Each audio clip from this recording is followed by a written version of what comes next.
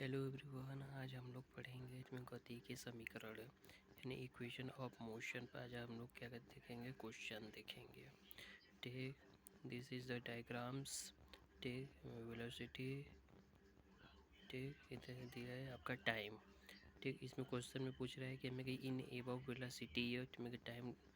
ठीक, मेरे time graph of a particle मेरे द डिस्टेंस ठीक में कवर्ड इन द फर्स्ट ठीक में 4 सेकेंड इज।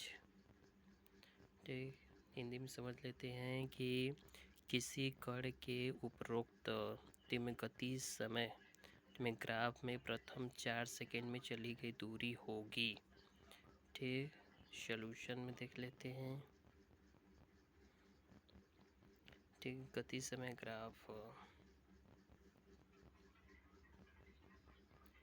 ठीक, इसमें हमें पहले 4 सेकेंड में तय की गई दूरी इसमें पहले त्रिभुज के नहीं मेरे को पहले त्रिभुज के क्षेत्रफल या मेरे को औसत गति को ठीक मेरे को समय से गुणा करके दी जाती है। ठीक, यानी दूरी बराबर का 1/2 गुणे आधार गुणे ऊंचाई बराबर क्या लिखेंगे, क्या मेरे को औसत चाल गुणे समय, यानी दूरी बराबर का 1/2 ठीक में 4 × 8 बराबर क्या लिखेंगे, यानी 16 मीटर आंसर आएगा आपका।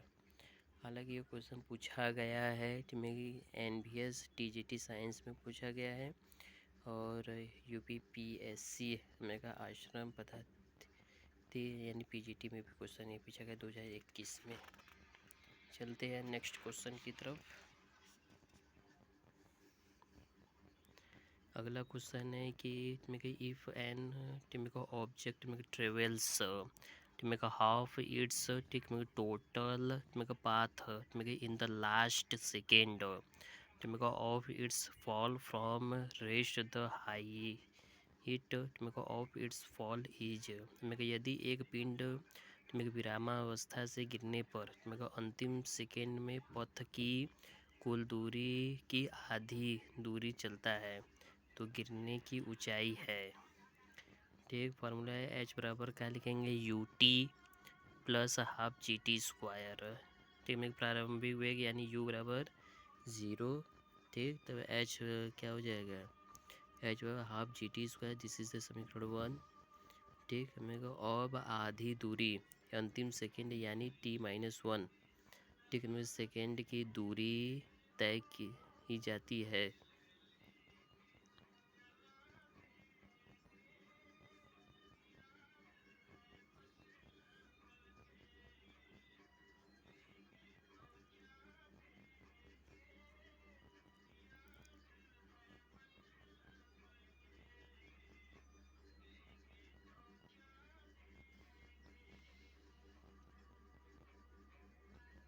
दिस इज द इसका ये सॉल्यूशन थोड़ा सा लॉन्ग टर्म में है, देख लीजिए गाइस। ठीक, इक्वेशन बना हुआ है।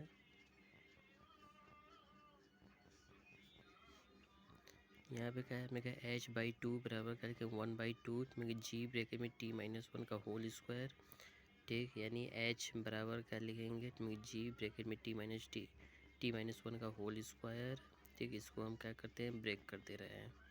ठीक, इक्वेशन 2 बन जाएगा समीकरण 1 और 2 से। ठीक, यानी मेरे को हाफ GT² बराबर क्या लिखेंगे, दिस इक्वेशन का ये भाग।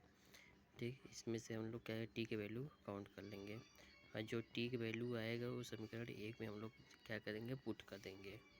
ठीक, यहीं इसमें देखो पुट किया, यानी H बराबर करेंगे 57 मीटर।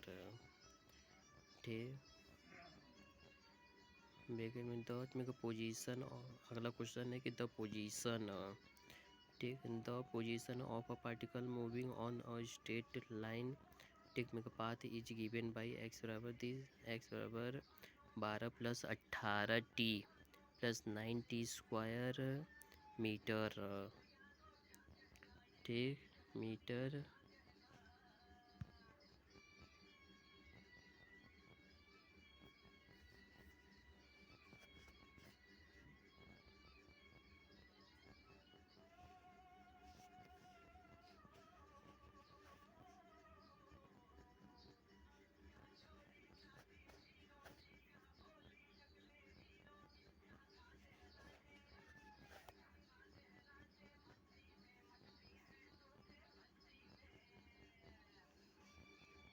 ठीक है, मेरे 18 मीटर, ठीक 18 मीटर, ठीक मेरे इट्स, ठीक मेरे एक्सीलरेशन एट टी बराबर क्या लिखेंगे 2 सेकेंड इज, मेरे एक सीधी रेखा मेरे पथ पर गतिमान कण की स्थिति x बराबर 12 plus 18 t plus 90 square metre दी गई है। t बराबर 2 सेकेंड पर इसका त्वरण होगा।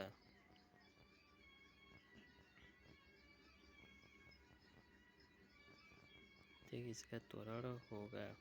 v बराबर क्या लिखेंगे डी एक्स बाई क्या लिखेंगे डी टी, यानी v बराबर D by D T, x की वैल्यू दे दी है। ठीक है, मेरे 12 plus 18 t plus 9 T square, ठीक इसका डिफ्रेंशिएट कर देते हैं तो यहीं v की वैल्यू बराबर क्या आ जाता है, तो मेरा 18 ब्रैकेट में तो मेरा t-1 का मीटर प्रति सेकेंड, तब त्वरण होगा, यानी a बराबर क्या लिखेंगे D B by D T. ठीक, अभी यहीं वैल्यू इसका हम लोग क्या करें डिफ्रेंशिएट कर देते हैं, यानी 18 मीटर प्रति सेकेंड स्क्वायर आएगा।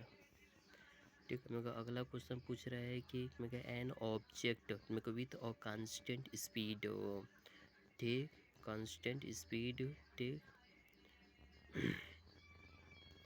ठीक मैं हिंदी में समझ लेते हैं हम लोग। ठीक, मेरे को एक स्थिर गति वाली वस्तु, ठीक सी ऑप्शन मेरे को त्वरित हो जाती है।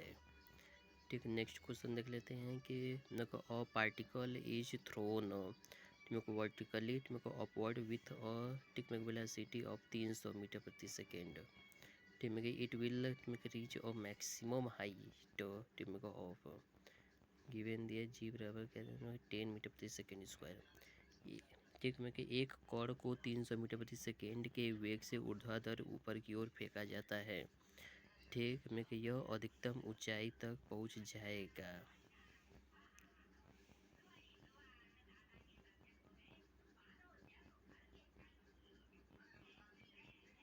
ये है इसका डायग्राम। ठीक, इसमें दे दिया है कि यू की वैल्यू कितना 300 मीटर प्रति सेकेंड, जी की वैल्यू दे दिया है 10 मीटर प्रति सेकेंड स्क्वायर। ठीक, दिस इज द स्ट्रक्चर। ये ऊर्ध्वाधर से हाईएस्ट देखिए हाइट इसका मैक्सिमम।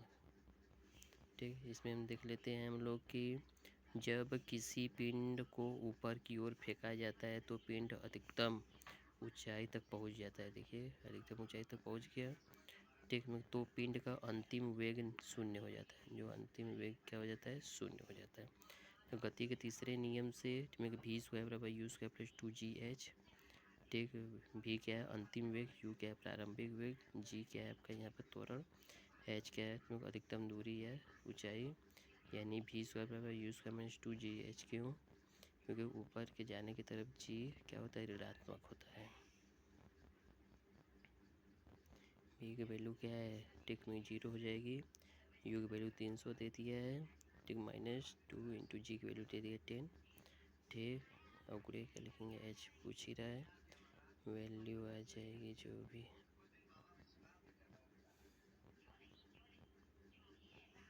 यानी 4.5 किलोमीटर कड़ की ऊंचाई है।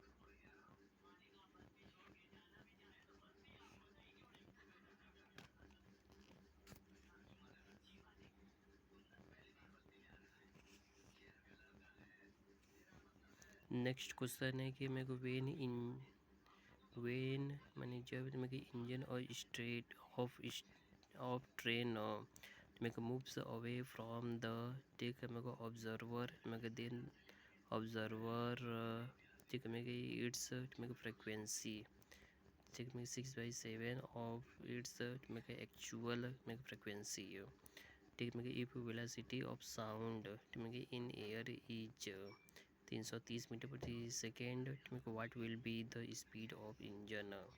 जब ट्रेन का इंजन मेरे प्रेक्षक से दूर जाता है तो प्रेक्षक मेरे इसकी आवृत्ति वास्तविक ठीक है आवृत्ति का 6/7 निरीक्षण ठीक में करता है। यदि वायु में ध्वनि का वेग 330 मीटर प्रति सेकेंड हो तो इंजन की चाल क्या होगी।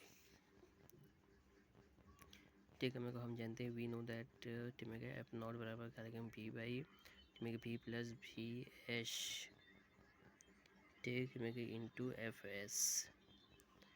ठीक है एफ नॉट क्या है पर्यवेक्षक आवृत्ति, भी क्या है ध्वनि की आवृत्ति, भी एस का स्रोत ठीक में वेग, एफ एस ध्वनि त्वरण ध्वनि तरंग की वास्तविक आवृत्ति यानी भी बराबर 330 मीटर प्रति सेकेंड। यानी एफ नॉट बराबर क्या लिखेंगे 6/7 एफ एस दे दिया है, वैल्यू हम लोग क्या करेंगे यहाँ पे पुट कर देंगे। यानी 6/7 एफ एस बराबर क्या लिखेंगे बी बाई क्या लिखेंगे B plus B S F S टे बराबर एफ एस क्या कैंसिल हो जाएगा। यानी 6/7 ब्रैकेट में बी प्लस बी एस बराबर क्या लिखेंगे भी। अब इसी को सॉल्व कर दोगे तो बी एस की वैल्यू क्या है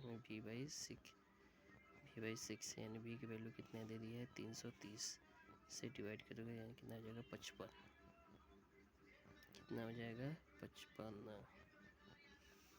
ठीक है, मेरे को अगला क्वेश्चन देखते हैं कि मेरे को अ स्विमर मेरे को हु कैन स्विम मेरे को इन स्टील मेरे को वाटर एट स्पीड और ही वांट्स ठीक मेरे को टू क्रॉस और रिवर मेरे को फ्लोइंग मेरे को एट और स्पीड यू ठीक मेरे को इन ठीक मेरे को वाट मेरे को डायरेक्शन ठीक मेरे को शुड बी मेरे को should he swim to cross मेरे the river in cover list time. मेरे को अगला हिंदी में देख लेते हैं कि मेरे एक तैराक को शांत जल में भी गति से तैर सकता है। यू गति से बहने वाली नदी को पार करना चाहता है। कम से कम समय में नदी को पार करने के लिए उसे किस दिशा में तैरना चाहिए। परपेंडिकुलर टू द फ्लो में प्रवाह के लंबवत तैरना चाहिए। ठीक है गाइस, अब हम लोग मिलते हैं नेक्स्ट वीडियो में, तब तक के लिए धन्यवाद। Please like and share.